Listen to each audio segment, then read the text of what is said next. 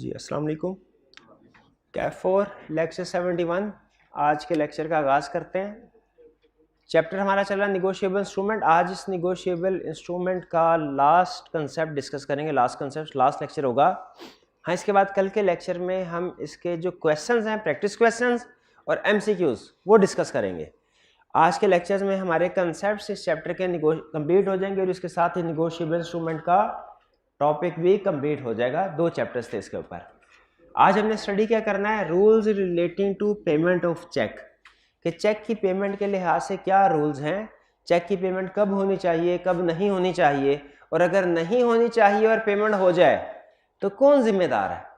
ख़ास तौर पे ये कंसेप्ट जिस इशू को डिस्कस करता है वो ये कि क्या अगर बैंक कभी किसी ऐसी पार्टी को पेमेंट कर दे जो कि ट्रू ओनर नहीं है इंस्ट्रूमेंट की, ठीक है, यानी चेक उसका नहीं है, लेकिन बैंक ऐसे पार्टी को जिसका डिफेक्टिव टाइटल है चेक, उसको पेमेंट कर दे, क्या बैंक जिम्मेदार होगा कि नहीं? क्या बैंक ट्रू ओनर को दोबारा अपनी जेब से पैसे देगा कि नहीं? ये इशू है जो कि बेसिकली ये टॉपिक डिस्कस करता है। तो कंसेप्ट क्या पढ़ने जा रहे हैं, rules relating to payment of cheque. इसमें क्या स्टडी करेंगे, कब चेक की पेमेंट होनी चाहिए, कब नहीं होनी चाहिए, और अगर चेक की पेमेंट नहीं होनी चाहिए, पेमेंट हो जाए तो फिर इसमें बैंक की कोई लायबिलिटी है कि नहीं है। कुछ सर्कमस्टेंसेस में बैंक की लायबिलिटी होती है, कुछ सिचुएशन में बैंक की लायबिलिटी नहीं होती है। तो जो पहला और बड़ा कंसेप्ट हम डिस्कस करने जा रहे हैं, जो कि आज के लेक्चर का प्रोबेबली सबसे अहम कंसेप्ट है, वो है payment to holder with defective title.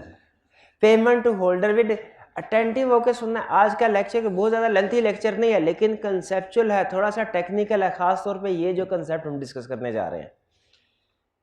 Payment to holder with defective title. Holder with defective title कौन है? जो चोर है या जो finder of the lost instrument है। वो कोई चोरी का चेक लेके बैंक के पास चला जाए, बैंक इसकी पेमेंट कर दे, ये है कंसेप्ट पेमेंट ऑफ चेक। किसको? टू होल्डर, ऐसे होल्डर को जिसका टाइटल डिफेक्टिव है, जिसका टाइटल डिफेक्टिव है। इसमें उसने 2 हिस्सों में क्लासिफाई किया इस कंसेप्ट को। एक कहा पेइंग बैंक की क्या लायबिलिटी होगी, और दूसरा कलेक्टिंग बैंक की क्या लायबिलिटी होगी।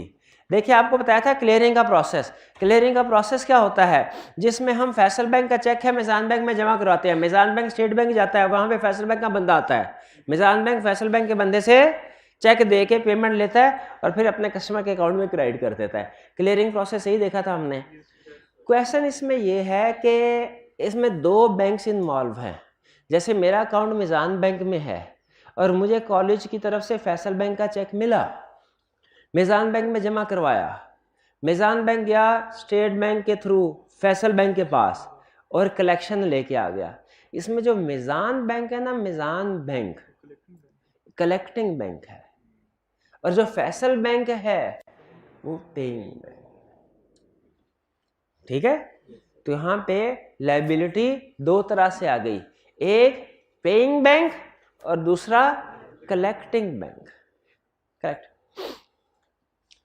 अगर किसी और टीचर का चेक था, किसी और टीचर का अकाउंट में ही चेक था, मैंने चेक उड़ाया, मिजान बैंक को जमा करवा दिया, मिजान बैंक ने उसकी कलेक्शन कर ली फैसल बैंक के थ्रू। कॉलेज वाले किसके ऊपर केस करें? क्या फैसल बैंक पे केस कर सकते हैं? और भाईजान चेक किसी और का था तो उन्हें पेमेंट किसी और को कर दी। क्या पेइंग बैंक के खिलाफ केस हो सकता? पेइंग बैंक समझ रहे हैं ना किसको कह रहे हैं? हाँ, जिसने पेमेंट कर दी। कलेक्टिंग बैंक समझ रहे किसको कह रहे हैं? जिसने चेक कलेक्ट किया कस्टमर के बिहाफ पे, अपने बिहाफ पे नहीं। कलेक्टिंग बैंक का मतलब ये ना समझ लीजिएगा कि वो बैंक जिसने पैसे कलेक्ट करके अपनी जेब में रख लिए, नहीं नहीं नहीं नहीं। बैंक हमेशा कलेक्शन करेगा ऑन बिहाफ ऑफ कस्टमर, उसकी अपनी ट्रांजैक्शन तो अलग होंगी सेपरेट। क्या चोरी का चेक अगर प्रेजेंट हो जाए पेमेंट के लिए और बैंक उसकी पेमेंट कर दे, पेइंग बैंक लायबल है कि नहीं? लॉ कहता है पेइंग बैंक को प्रोटेक्शन अवेलेबल है पेइंग बैंक, अगर चोर को पेमेंट हो जाए, paying bank not liable if payment made in, अगर पेमेंट ड्यू कोर्स में किया उसने, ड्यू कोर्स में पेमेंट करने का मतलब क्या, उसने साइन वगैरह चेक किया, ठीक है, चेक के ऊपर कोई ऑल्ट्रेशन नहीं थी, ठीक है, उसमें किसी किस्म की ऑल्ट्रेशन नहीं थी, साइन चेक किए, साइन भी फॉर्ज नहीं थे, सही थे पार्टीज के साइन, और प्रिंसिपल साहब की तरफ से उसे फोन भी नहीं आया था कि चेक गुम हो गया पेमेंट ना करना, ये फोन भी नहीं आया था, तो बैंक का पेमेंट करना ही बनता था। इस केस में बैंक ने पेमेंट कर दी तो सही किया कि नहीं, ये पेमेंट इन ड्यू कोर्स है। लेकिन अगर ड्रॉअर के चेक फॉर्ज्ड हो, अगर काउंट पे में जिसका नाम लिखा था मैंने उसका नाम बकायदा क्रॉस करके उसके आगे अपना नाम लिख दिया हो, अगर इंस्ट्रक्शन थी प्रिंसिपल साहब की तरफ से चेक गुम हो गया है, कोई अगर पैसे लेने के लिए आए तो उसको पेमेंट ना करना, उसको बैठा देना उधर ही, हमें फोन करना, हम पहुंच जाएंगे।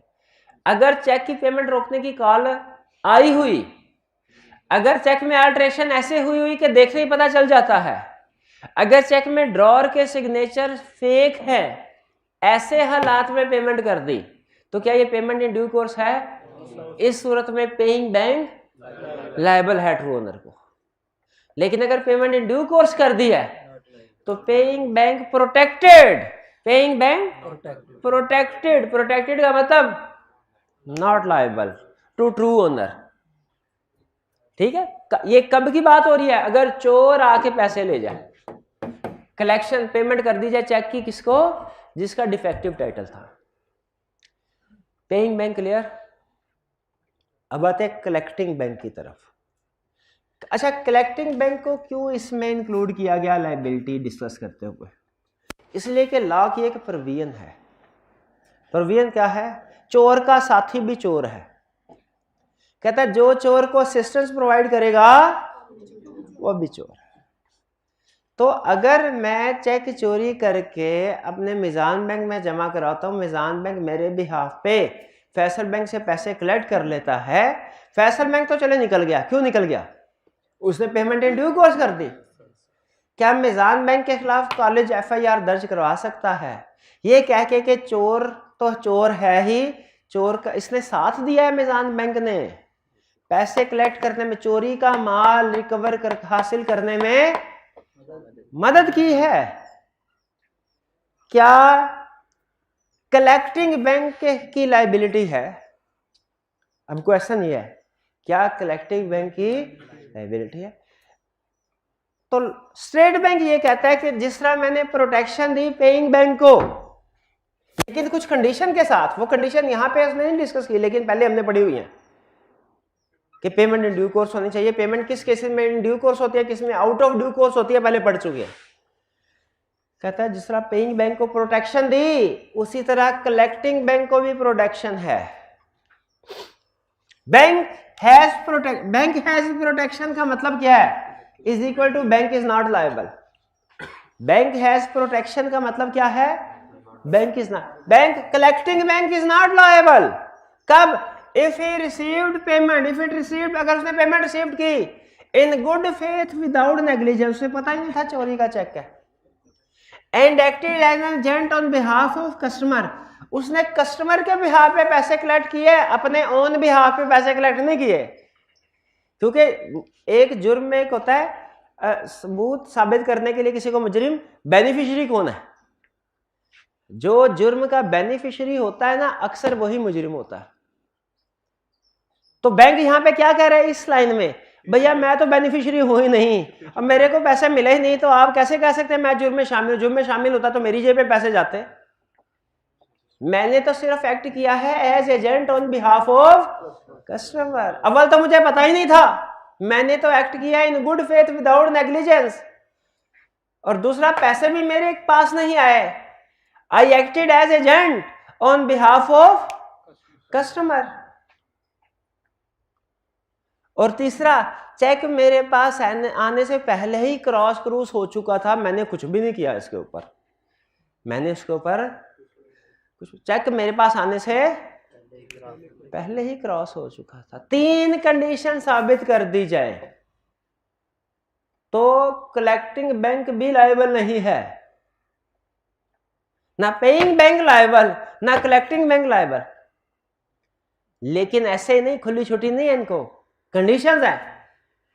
क्या एक चेक की पेमेंट हो जाए ऐसे बंदे को जिसका टाइटल डिफेक्टिव है, तो बैंकिंग सिस्टम में कोई लायबल है? It depends. चेक की पेमेंट हो जाए किसी ऐसे बंदे को जिसका टाइटल डिफेक्टिव है, बैंकिंग सिस्टम में कोई लायबल है? किस पे डिपेंड करता है? कंडीशंस पे। अच्छा, दो बैंक है, एक है कलेक्टिंग, एक है पेइंग। पेइंग जिसने पेमेंट की, कलेक्ट जिसने कस्टमर की बेhalf में। पेइंग बैंक लायबल है क्या? नॉट। पेइंग बैंक को प्रोटेक्शन है provided payment in due course की हो। और पेमेंट इन ड्यू कोर्स की एग्जांपल पहले पढ़ चुके हैं हम, जब पेमेंट इन ड्यू कोर्स की टर्म पढ़ी थी। और कलेक्टिंग बैंक लायबल है? नहीं, कलेक्टिंग बैंक को भी प्रोटेक्शन है, कलेक्टिंग बैंक को भी प्रोटेक्शन है, कलेक्टिंग बैंक को भी प्रोवाइडेड तीन कंडीशन। अब जो ये तीन कंडीशन बता देगा, शाबाश उसको। कौन बताएगा तीन कंडीशन? शाबाश, कौन बताएगा तीन कंडीशन? शाबाश बताए। किसकी बताने गया कंडीशन तीन?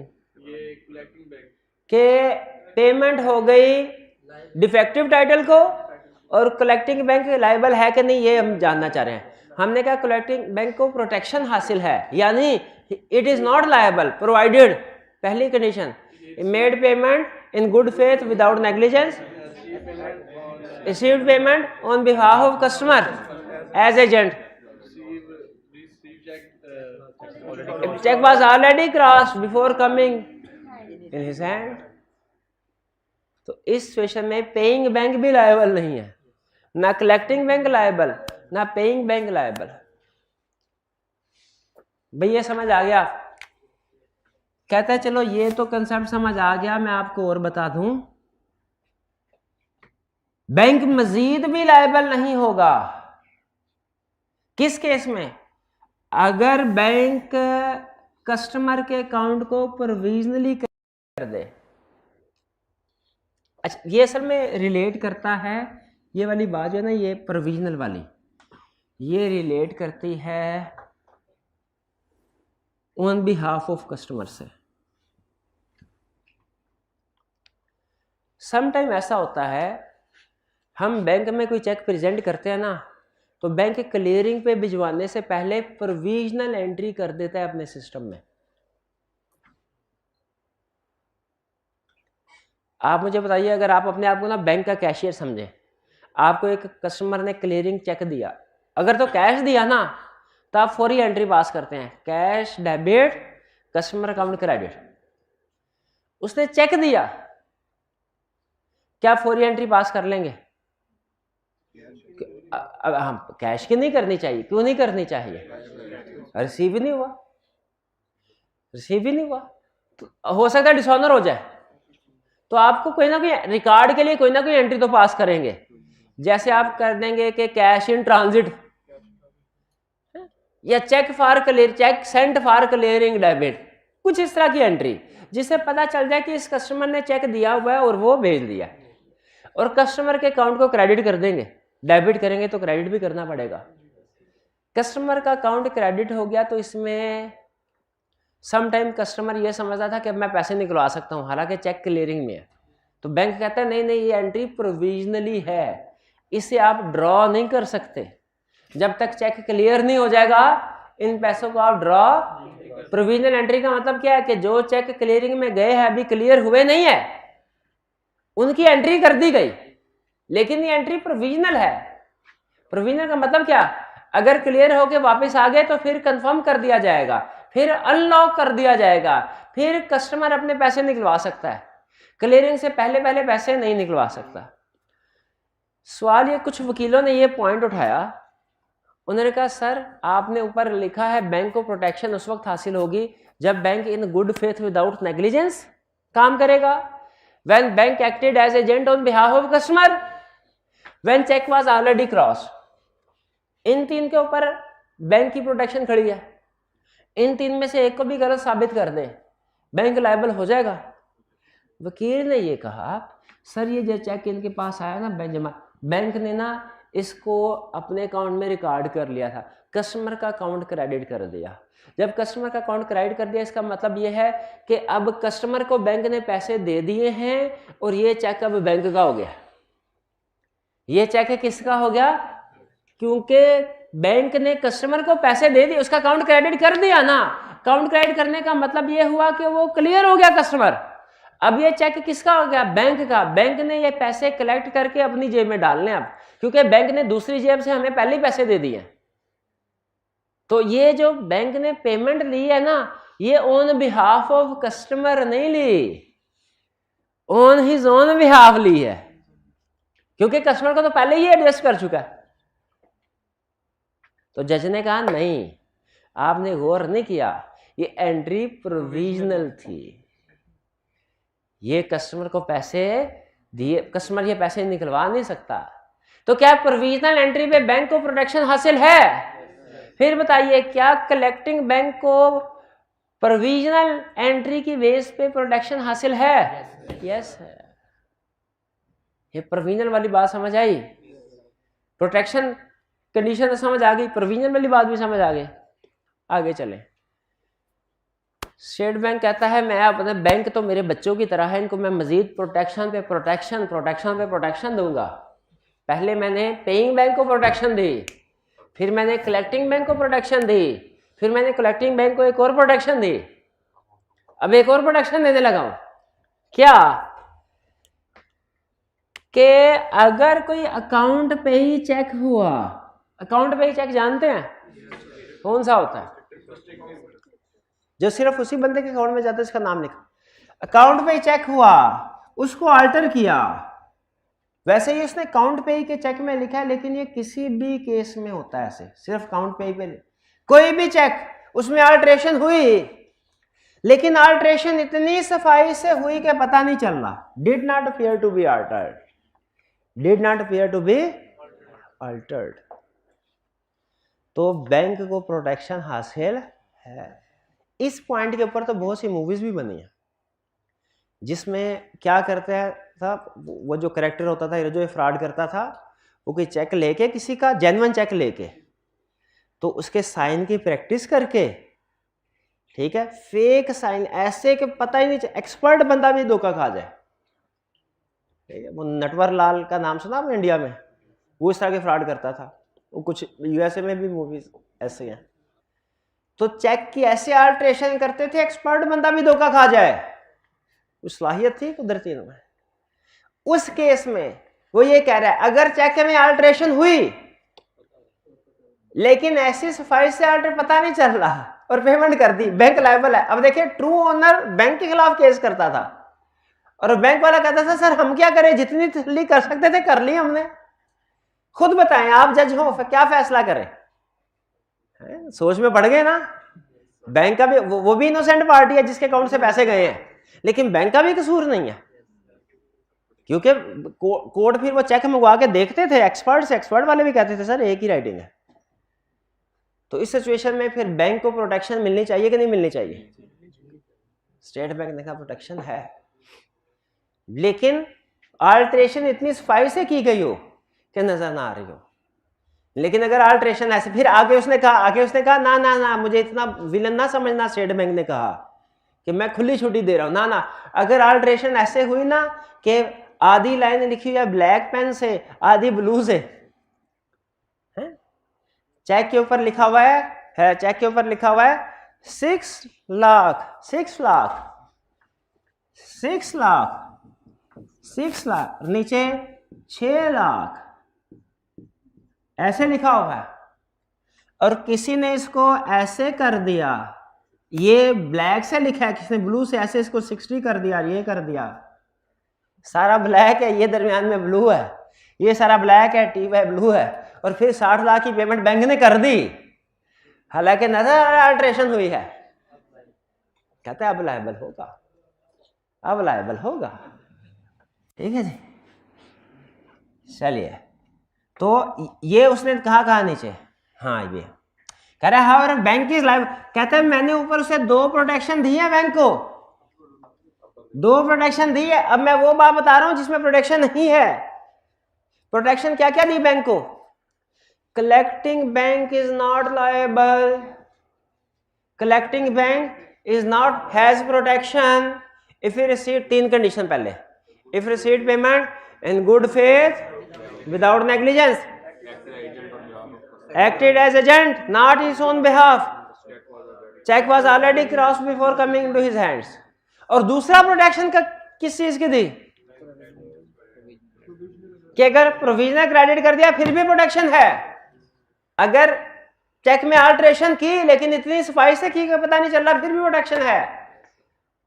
तो कब प्रोटेक्शन नहीं है, आप वो सुन ले, कब प्रोटेक्शन नहीं है वो सुन ले। यानी ये वो सिचुएशन बताने लगा जिसमें बैंक ने गलती से भी पेमेंट कर दी ना तो बैंक तो गया, उसको ट्रू ओनर को पैसे अदा करने पड़ेंगे।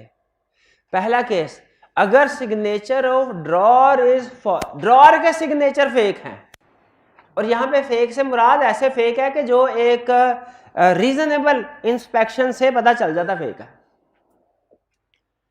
ड्रॉर के सिग्नेचर फेक हैं, बैंक लायबल है। बैंक ड्राई के सिग्नेचर फेक हैं, बैंक लायबल है। ड्राई के तो सिग्नेचर होते हैं, हाँ आते नहीं, हाँ यही सुनना चाह रहा था। लेकिन इंडोर्सर के सिग्नेचर फेक हैं, वो लायबल नहीं। हाँ। इंडोर्सर के सिग्नेचर फेक होने से बैंक लायबल नहीं है अगर पेमेंट करते हैं भाई। उसके पास स्पेसिमन सिग्नेचर, पूरे पाकिस्तान के स्पेसिमन सिग्नेचर थोड़ी होंगे बैंक के पास, सिर्फ अकाउंट होल्डर के होते हैं। ये चीज, अकाउंट होल्डर के साइन फेक हो बैंक लायबल है। दूसरा पॉइंट, क्रॉस चेक काउंटर पे कर दो बैंक लायबल है। क्रॉस चेक की पेमेंट कहां होनी चाहिए? और अगर काउंटर पे हो जाए अकाउंट की बजाय, समझ आ रहा है ना, तो बैंक लायबल है। क्योंकि भाई तेरे को कहा था क्रॉस चेक था, और सारी गलती सब छोटी छोटी लाइनें थी, नजर नहीं आई। कहा बैठ जाओ इधर, तुम्हारा यही काम था देखना, और क्या था, नजर नहीं आई। Account payee cheque is credited into any other person account, account payee cheque भी उसी बंदे के अकाउंट में होना चाहिए ना जिसका नाम है। अगर वो किसी और के अकाउंट में जाए,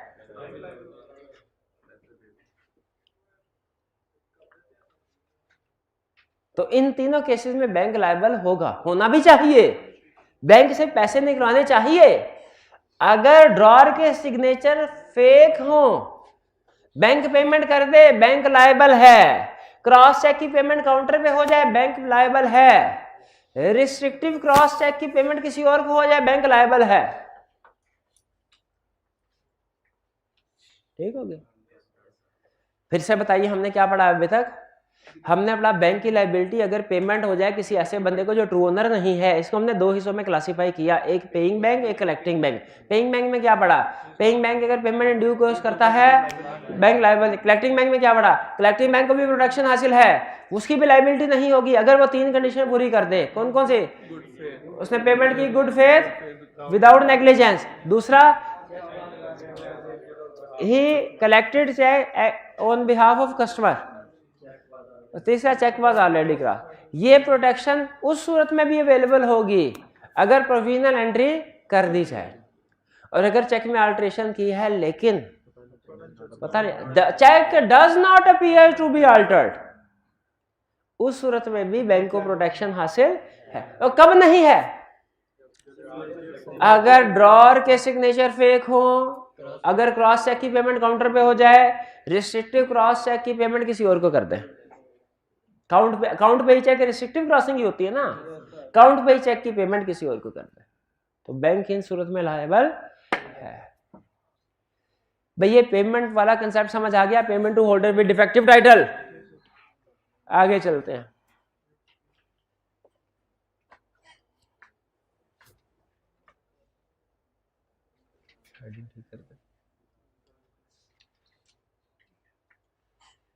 revocation of bankers authority. Revocation of bank की अथॉरिटी, रेवोकेशन का मतलब तो आपको पता है, cancellation.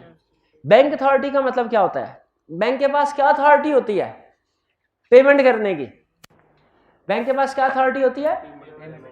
Revocation of bank authority का मतलब क्या है कि बैंक के पेमेंट करने की अथॉरिटी छीन ली जाए, यानी बैंक को रोक दिया जाए कि भाई तूने पेमेंट नहीं करनी। आसान में वो कौन सी सिचुएशन है जब बैंक पेमेंट नहीं करेगा? गुम हो जाए, किसी और को मिल जाए तो चला जाए तो बैंक पेमेंट कर नहीं देगा। हाँ, कॉल कर दे तो ये वैसे लंबी चौड़ी लिस्ट है, बैंक्स ने बनाई होती है लिस्ट कि किन बेसिस पे चेक डिसऑनर हो सकता है। हमारे सिलेबस में सिर्फ उसने 3-4 रीजंस बताइए।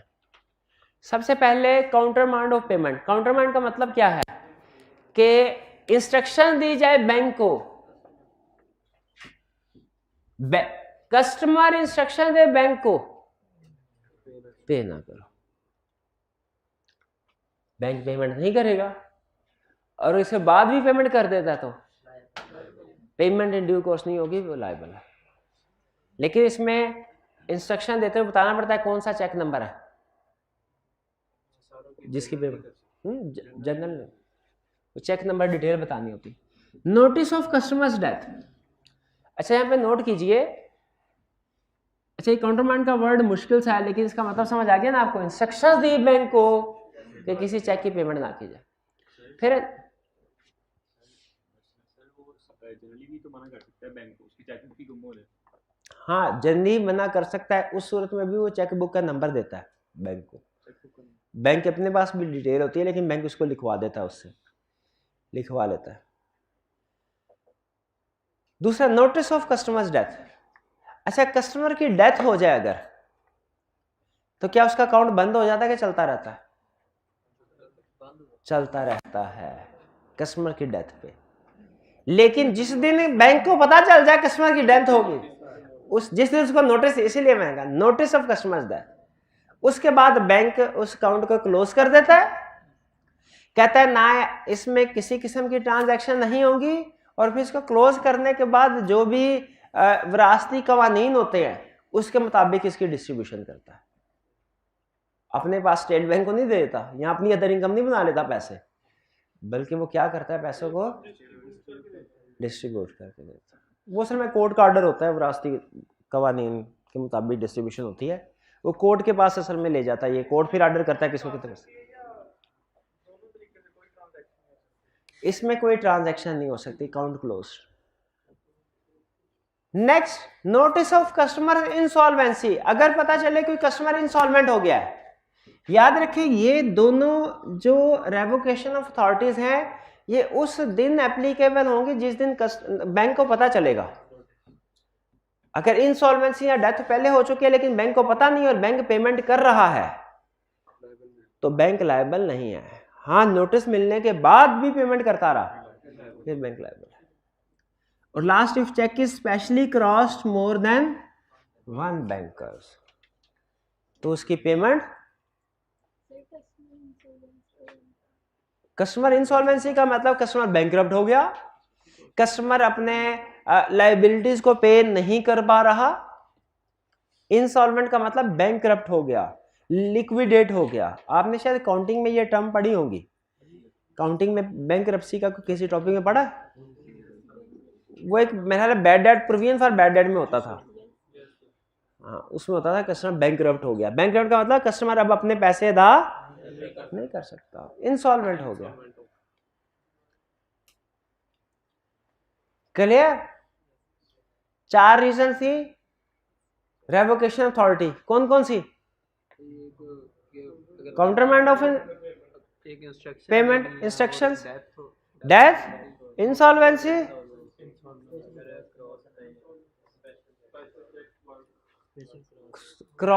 Check cross specially for more than 1। अच्छा, वैसे इसमें मैं हैरान हूं, मैं गलत पढ़ा दिया मैंने और आपने कुछ बोला ही नहीं। वो देखें फिर बताएं मुझे क्या मैंने गलत पढ़ाया है। हाँ, जो चेक स्पेशली क्रॉस वाला ये तो कल हमने पढ़ा था, हो सकता है कल पढ़ा नहीं था। हाँ हाँ, इसलिए यहां पे लॉ कहता है अगर तो क्रॉस मोर देन 1 किया गया है एजेंट फॉर कलेक्शन को, वो वैलिड है, उसकी पेमेंट नहीं रोकी जाएगी। लेकिन इसके अलावा अगर स्पेशल क्रॉसिंग हुई है मोर देन मंथ्स, तो फिर उसकी पेमेंट नहीं की जाएगी। पेइंग बैंक उसकी पेमेंट किस चेक की पेमेंट नहीं करेगा?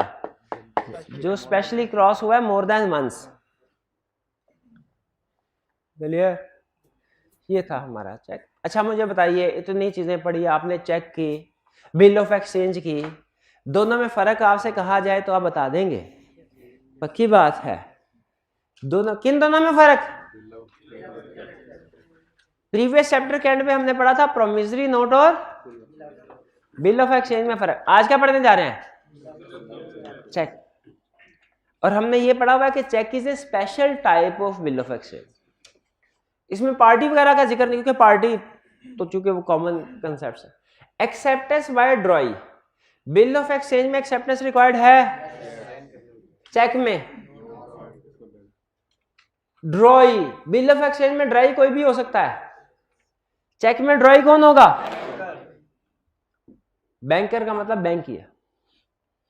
पेएबल टू, ये बिल ऑफ एक्सचेंज बेरर भी हो सकता है, ऑर्डर भी हो सकता है, चेक भी बेरर भी हो सकता है। ये फर्क नहीं है कोई वैसे। हाँ, इफ टाइम वाला थोड़ा सा फर्क है कि bill of exchange payable to bearer भी हो सकता है, लेकिन ऑन डिमांड नहीं, ऑन टाइम हो सकता है, टाइम इंस्ट्रूमेंट हो सकता है। चेक बेरर भी हो सकता है, ऑर्डर भी हो सकता है, डिमांड भी हो सकता है, ये गया कंसेप्ट। हाँ जी, चेक टाइम इंस्ट्रूमेंट नहीं हो सकता, चेक हमेशा पेपर ऑन डिमांड होगा।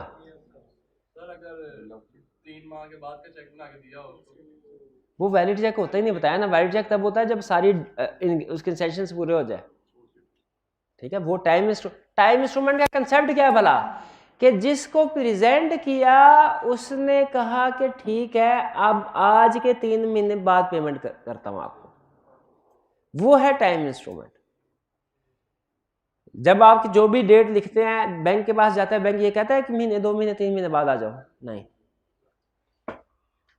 चेक हमेशा डिमांड होता है, bill of exchange demand instrument भी हो सकता है, टाइम भी हो सकता है। स्टैंप किस में रिक्वायर्ड है?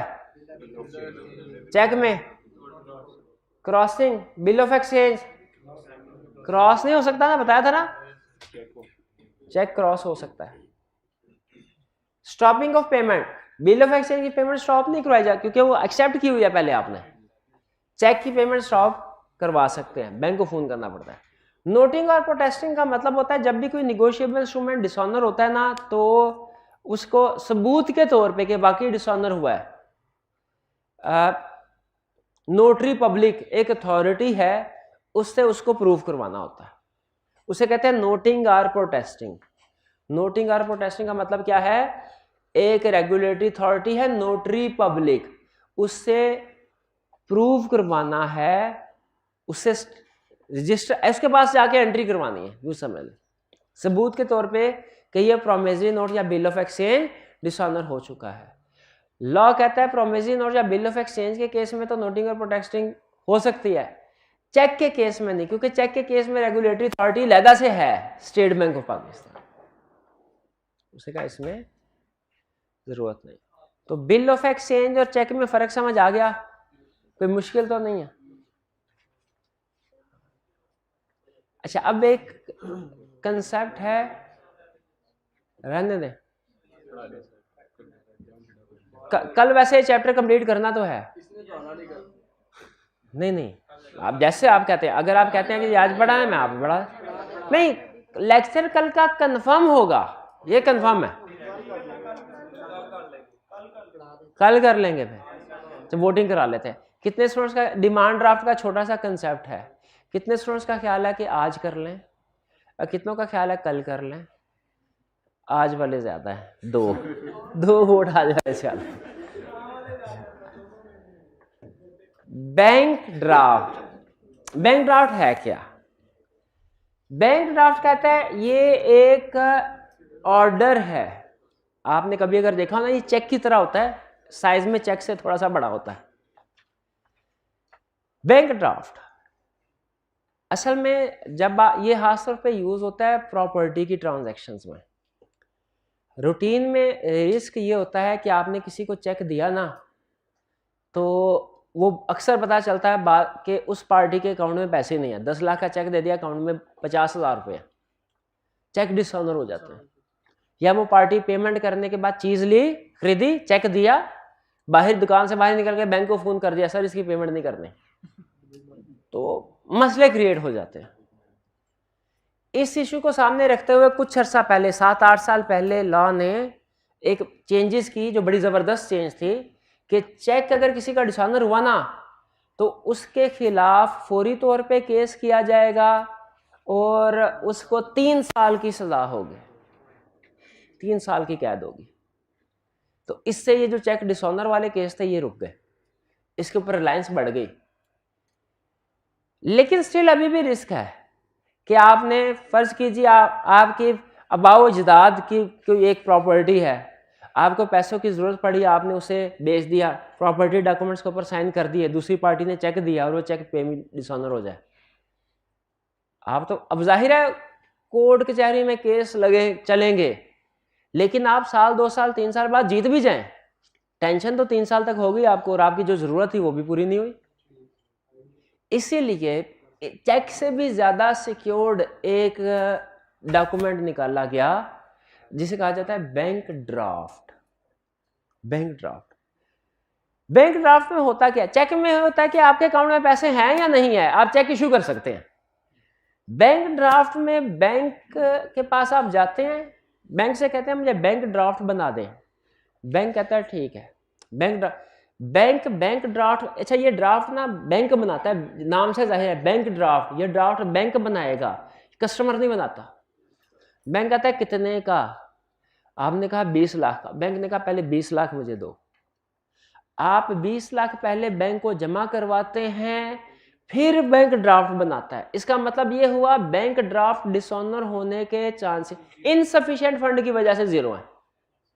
हाँ, अगर गुम हो जाए या किसी और की वजह से इसकी पेमेंट रुकवाई जा सकती है, लेकिन बहुत मुश्किल होता है।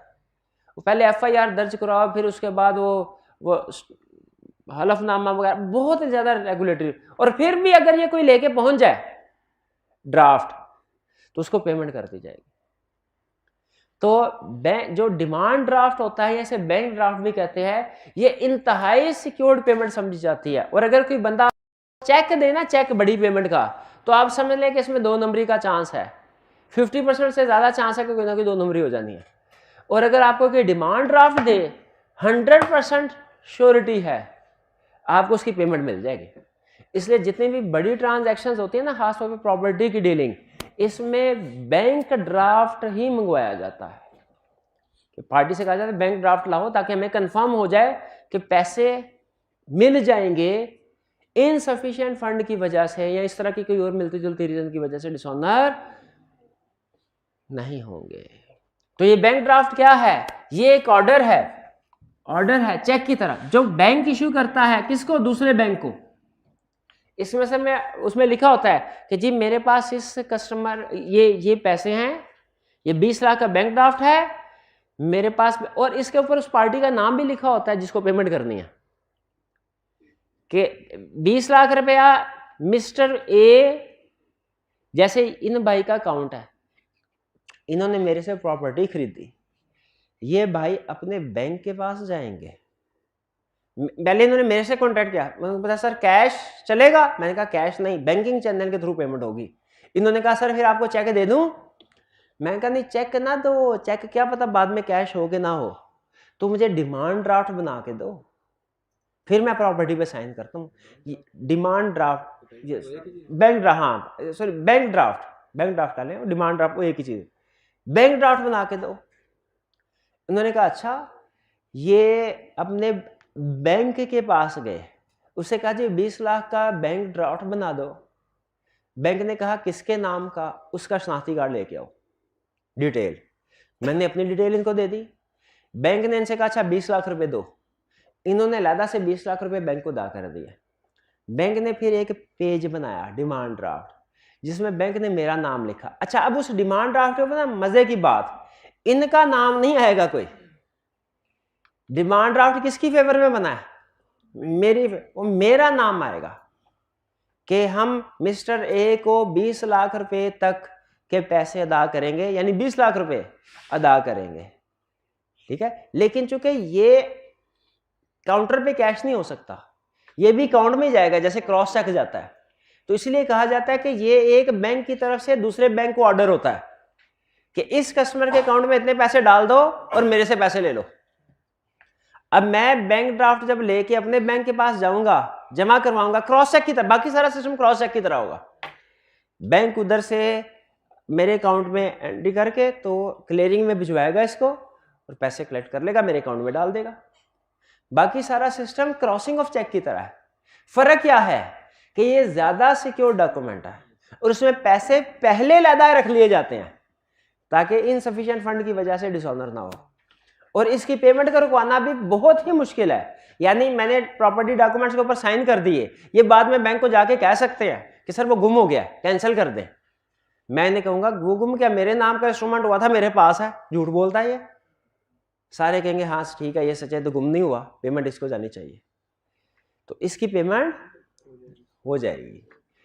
What is bank draft? Bank draft का order issued by a bank to another bank ordering to pay specified money to a specified person or his order। समझ आया कि मुझे मेरा नाम लिखा होगा मेरा उसके ऊपर, नहीं ये निगोशिएबल नहीं होता, निगोशिएबल नहीं होता, ठीक है। आगे उसने लिखा हुआ और हिज ऑर्डर, लेकिन मैंने नहीं देखा कभी भी बैंक ड्राफ्ट को निगोशिएट होते हुए। मे भी कहीं होता, लाने प्रोविजन रखी हो, लेकिन मैंने नहीं देखा कभी। डिफरेंस, अच्छा अब ये है difference between cheque and bank draft. Cheque और बैंक ड्राफ्ट में फर्क क्या है? Bank draft is like a cheque except, bank draft cheque ही की तरह except, it is always issued by banker. Cheque तो अकाउंट होल्डर इशू करता है और बैंक ड्राफ्ट बैंकर इशू करता है। It can not be payable to bearer, ये बेरर को नहीं हो, चेक पेबल टू बेरर भी हो सकता है, बैंक ड्राफ्ट में उसका नाम लिखा होता है पार्टी का। It can not be dishonoured due to insufficient fund, क्योंकि अगर आपके अकाउंट में पैसे 10 रुपए है ना, आप 10 करोड़ का चेक भी लिख सकते हैं, वो रोकने वाले। लेकिन 10 करोड़ का बैंक ड्राफ्ट बनवाने के लिए पहले 10 करोड़ बैंक को देना पड़ता है। अगर पहले बैंक में 10 करोड़ हो तो बन जाएगा बैंक ड्राफ्ट? हाँ बिल्कुल, अगर आपके अकाउंट में 10 करोड़ है, आप बैंक से, बैंक कहेगा ठीक है हमें चेक लिख के दें, हम आपके अकाउंट से पैसे अलग रख लेते हैं और आपको ड्राफ्ट दे देते हैं। यानी ये पैसे जो बैंक को देते हैं ना, ये कैश में देना लाजमी नहीं है, आप अपने अकाउंट के जरिए से चेक भी दे सकते हैं। Payment can not be stopped easily, आसानी के साथ पेमेंट को रोका नहीं जा सकता, क्योंकि सारा डिमांड ड्राफ्ट के ऊपर, बैंक ड्राफ्ट के ऊपर सारी डिटेल लिखी होती है कि किसको पेमेंट करनी है, कितनी पेमेंट करनी है वगैरह वगैरह। तो इसकी आसानी के साथ पेमेंट, इसकी पेमेंट सिर्फ उस सूरत में रुकती है अगर वो डीलिंग कैंसिल हो जाए जिसके लिए ड्राफ्ट भिजवाया था। इसकी पेमेंट कैंसिल करवाने के लिए ना एक बेसिक रूल जो है ना, ये प्रैक्टिकली आपको बता रहा हूँ। रूल ये है कि बैंक के पास इंस्ट्रूमेंट वापस लेके जाना पड़ता है, डिमांड ड्राफ्ट जिसने इशू किया होता है।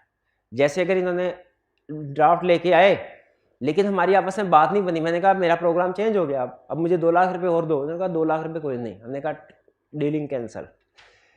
इस सूरत में इसकी पेमेंट रुक सकती है। या अगर इन्होंने मुझे इंस्ट्रूमेंट दिया और मेरे से गुम हो गया तो मैं इनसे रिक्वेस्ट कर, लेकिन उसमें लंबी चौड़ी कानूनी कार्रवाई करनी पड़ती है। नॉर्मली इसकी पेमेंट नहीं रुकती, ये सिक्योर्ड वे होता है ड्राफ्ट। क्लियर? चलिए ये थे हमारे कंसेप्ट्स। अब हमने, आपको याद है इस चैप्टर में अभी तक हमने शायद वो पहले लेक्चर के क्वेश्चन किए थे, इसके बाद हमने क्वेश्चन डिस्कस नहीं किए ना। तो कल के लेक्चर में क्या करना है हमने? क्वेश्चन। और क्या करना है हमने? एमसीक्यू। और क्या करना है? छुट्टी करनी है। यस, ये 3 काम कल करने हैं हमने, ठीक है। क्वेश्चंस, एमसीक्यूज और छुट्टी। कल आना है, बिल्कुल आना, क्यों नहीं है? कल आना है, कल कोई बिरयानी नहीं है। चलिए आज का लेक्चर यहाँ पे खत्म करते हैं। अल्लाह हाफिज।